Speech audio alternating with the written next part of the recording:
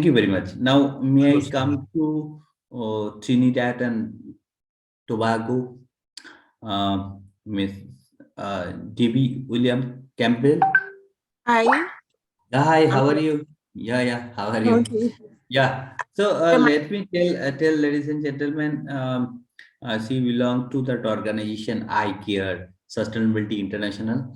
Basically, this is in the Kenya base. One of I mean, they have a lot of good friend of me, the colleagues. They are also partnering in various occasions. Recently, we did a mini project on action for SDGs with them, and we used to work together. So I care sustainability international is always a good partner. Also, is based on Nigeria, but they have people from different places, particularly my friend Netherlands, Kenya, and now Campbell is also joining for Trinidad and Tobago.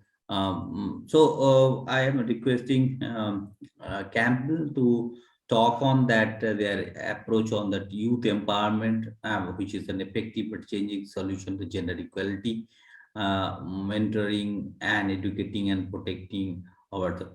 But Campbell, I will request you if you can finish within 10 minutes because we are a little bit late. Not that much. Okay. Thank you. I'll share my screen.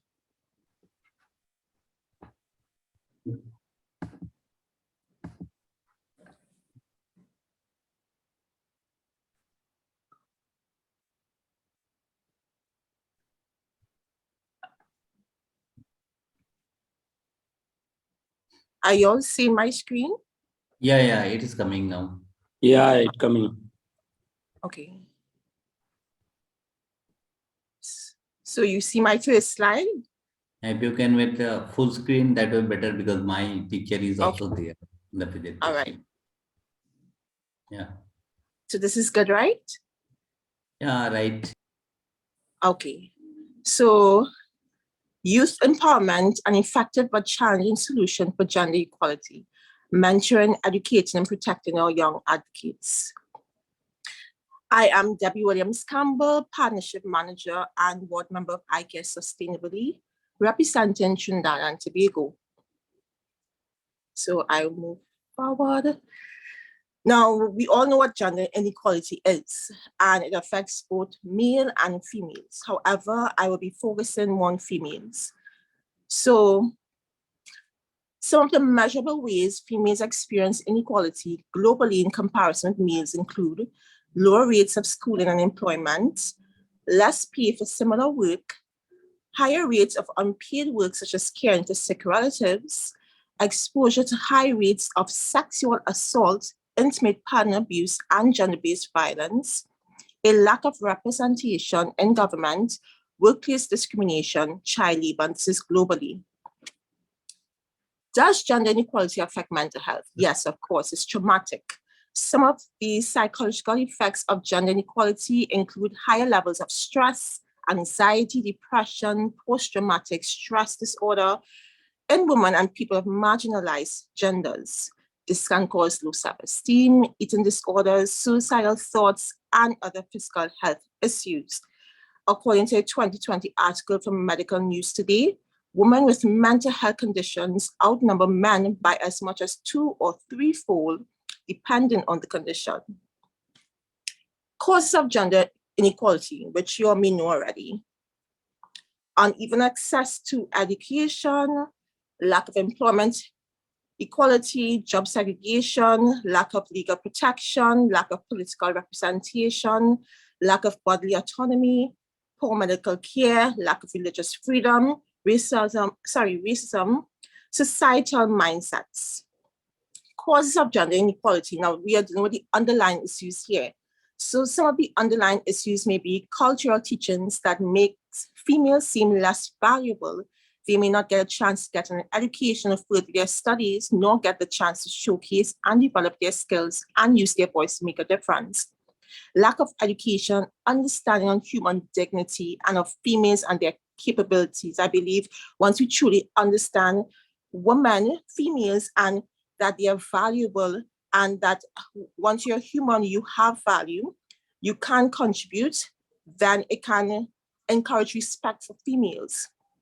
lack of unity and advocacy amongst different institutions that can advocate for female empowerment, such as churches, schools, social services, agency. Even in churches, we can also teach the importance of respecting women, as well as in schools.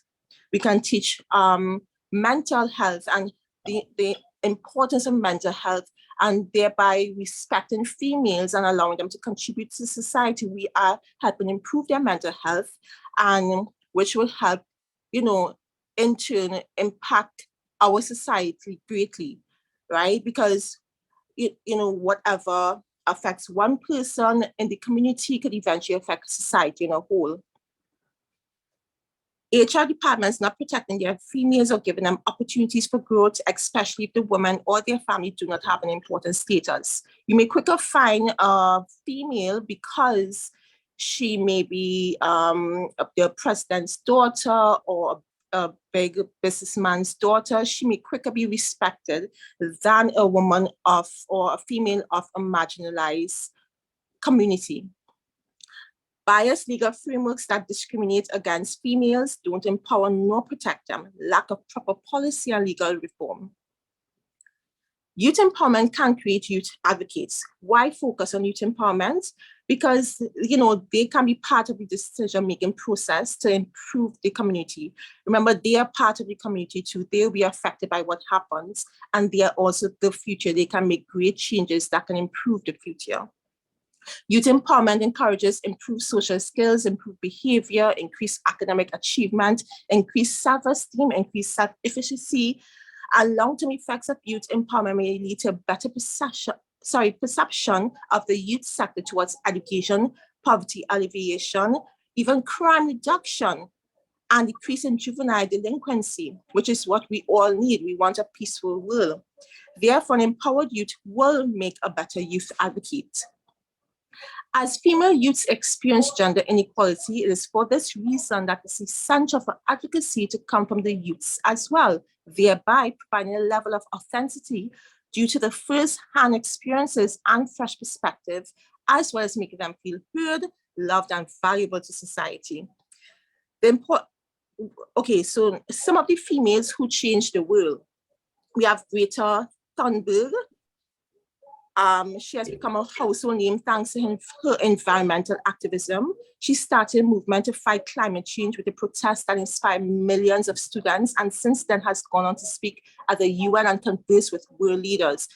Claudia Colvin is an unsung heroine of the civil rights movements who protested bus segregation before Rosa Parks did. At just 15 years, she refused to give up her seat on the bus and was one of many activists who fought for racial equality. We also have Malala Yousafzai, I believe. She's become a worldwide legend and Nobel Peace Prize winner. And it's important to remember that her courageous activism for education and women's rights began when she was very young. Sorry about the background noise, everyone. Her memoir makes for powerful reading for kids and teens, and to this day, she's continuing her advocacy for the 100 million girls not currently in school around the world. The importance of youth advocacy again. So we have the youths who are making a difference. We have Emma Gonzalez.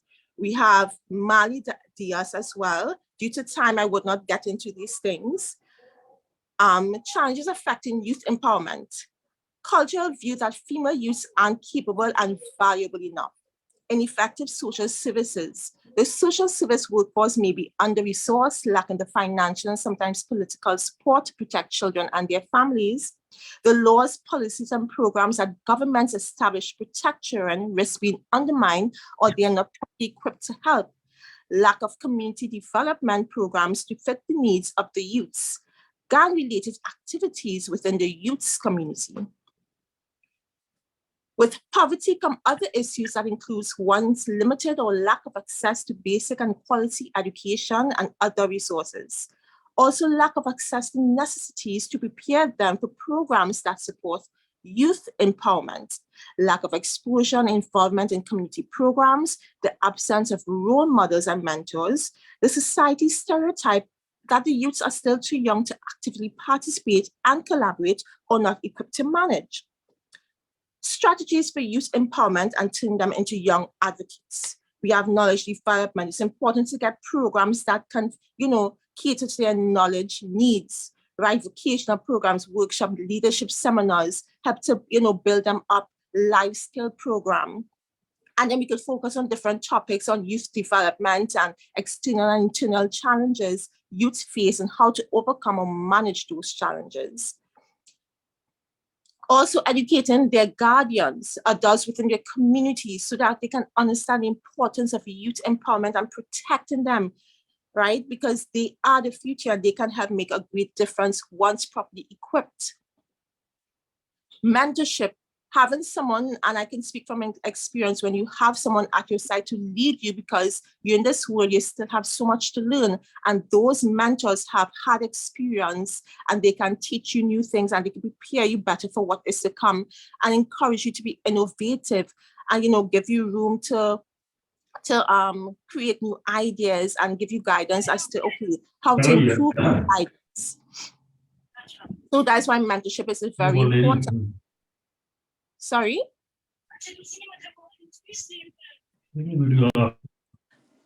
Right. Socio-civic involvement. Youth empowerment may also be done by introducing the youth sector to socio-civic organizations and encouraging them to take part in programs that help the communities.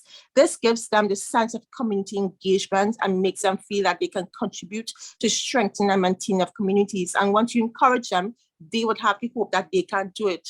But when you discourage them and you make them feel, okay, you're too young for this, then they would not feel encouraged to stand up for themselves and make a difference. Financial investment to help mitigate external issues like lack of access to education, quality school infrastructures, lack of toiletries, poor home infrastructure that is vulnerable to disasters that affects their safety, which can hinder a child from being educated. Youths need to feel safe, a natural human need. Protecting the youths as they advocate for gender equality through partnership or networking with organizations or professionals able to protect the youths, strengthening and improving social services and its workforce. Social services are a key component of child protection systems. When social services systems fail to effectively protect children, the violations of children's rights increases. Remember, a child is a person with rights, including the right to be protected and to participate. Can you hear me? Hello? Can you hear me? Yes. Hello? Carry on, carry on. Oh. The violations of children's rights increases. Remember, a child is a person with rights, including the right to be protected and to participate, to express her or his views, to be heard and heeded. Let us note what UNICEF stated. Social service workers promote children's physical and psychological well-being by Hello? critical social services Can you hear me? like Can you hear healthcare, me? education, and social protection. And by challenging I know you're norms, reading. I know you're reading. That's okay. But the point is, can you please answer just a quick question? Like, yes, please let her complete. Yeah, she's just reading. That's a problem. But let her complete. Sorry. Yeah. okay. Now, social service workers promote children's physical and psychological well-being by connecting them with critical social services like healthcare, education, social protection, and by challenging harmful laws that violate child's rights. What ICARE believes in? ICARE believes in human dignity. We support female youth empowerment. How? Because ICARE focuses on youth empowerment. We believe that advocating and allowing youths to advocate for gender equality and youth empowerment will help create respectable youths that are equipped to advocate and achieve their goals, feel good in their own skin, don't feel the need to compare themselves with each other or the other gender, don't think the other gender is better, but that everyone is capable of being skillful and creating change. We believe females can do great things. We have seen females do great things. Through education, mentorship, and opportunities, we will help empower the youth so to ensure a better future for them, which includes a healthy environment within their communities and in their surroundings so that they can enjoy the benefits of nature and continue to contribute effectively to society. One of the projects is called the Mini Projects Program, a hybrid program aimed at localizing the SDGs by building capacity to aspiring and upcoming social impact leaders or local champions, males and females, from different parts of the world, through connecting them with international mentors who empower them with special skills needed to accelerate impact, like project report writing, budgeting, grant sourcing, project financing, and other soft skills. The projects are compiled into an ebook, and the best projects and the mentors are awarded. The annual program followed the theme used by the UN SDG Action Campaign, which encourages the creation of sustainable solutions for effective change against climate change, inequity, and inequality. Support the youth through protection, policy reform.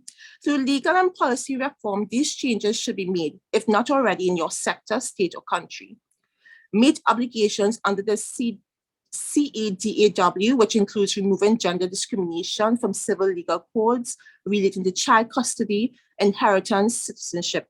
A child's safety and future can be negatively impacted if they are an immigrant and not valued and protected, if they don't have financial help to even assets to help ensure stability in their future, if the wrong parent or guardian is given custody of them.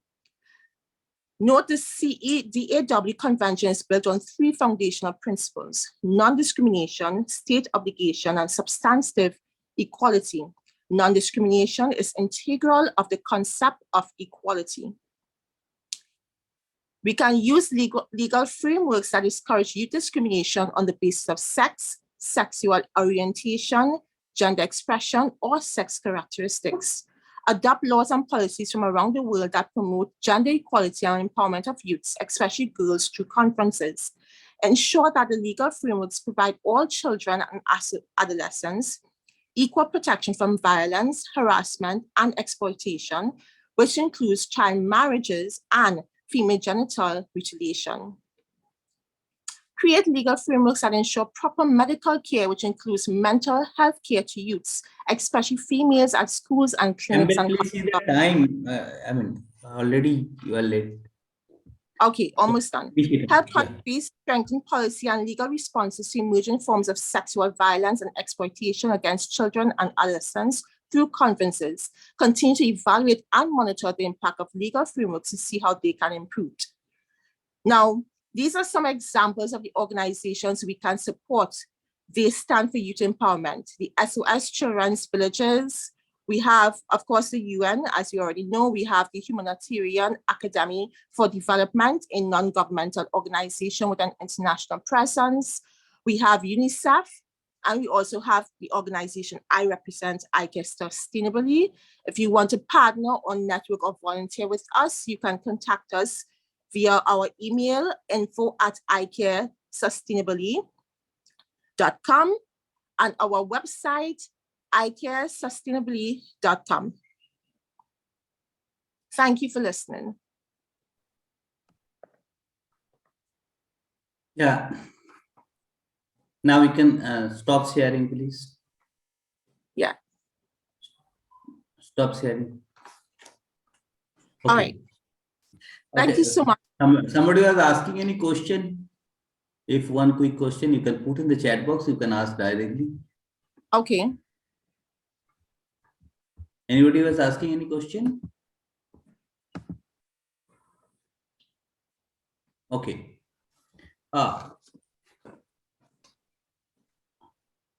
Ibrin, yeah. Someone had a question. You are muted, Ibrin. You are muted. You are muted. We can't. Sorry. Yeah. Can you hear me now? Hi. Hello. Yeah. Hello to both of you and to the other panelists who are there.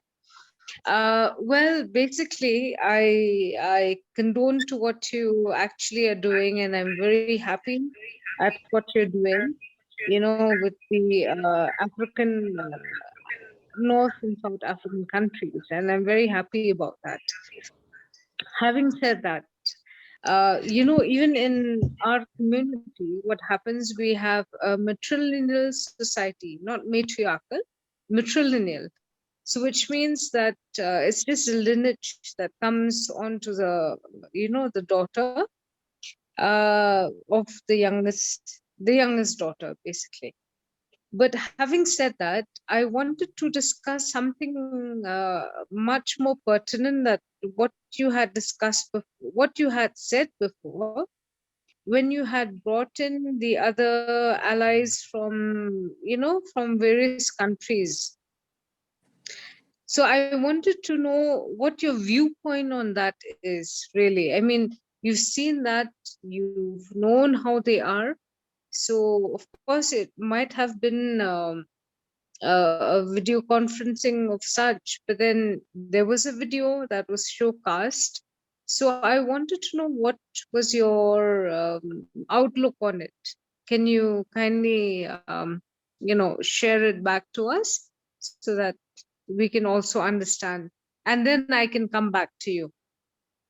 No, even we have a lot of speakers, so you can put the question to the chat box, and if possible, Campbell, you can answer to the chat, because yeah, little. You can put in the chat box. All right. Because Okay, we'll yeah, do that. We'll do that. yeah, We'll do that. yeah. Thank you. So thank you, Campbell, and both Evie Green and